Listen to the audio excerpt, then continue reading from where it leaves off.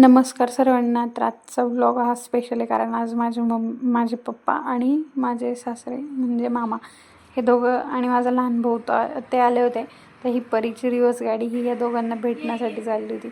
मामा आला होता तर मामासोबत थोडं टाईमपास म्हणजे खेळणं हसणं सगळं चाललं होतं तिचं. ती त्याला काही सोडत नाही. मग काय माझी तिला काही गरज पडली नाही ना तिच्या बाबांची. आम्हाला दोघांना पण विसरून गेली होती ती. पाहुणे आले होते तर मग काय त्यानंतर माझी बहीण राहते इथेच तर तिला भेटायला गेलो होतो आम्ही. तिथे पण ती माझ्या म्हणजे सासऱ्यांकडे काही जात नाही.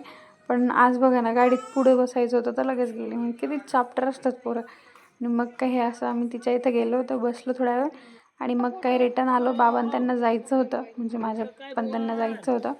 तर त्यांच्या आधी तीच गाडीत जाऊन बसली आणि त्यांना काही जाऊ देत नव्हती ना, गाडीतून उतरत होती. मग काय ते गेल्यानंतर हे जो घरून वानोळा आणला होता तो सगळा मी आवरून ठेवला.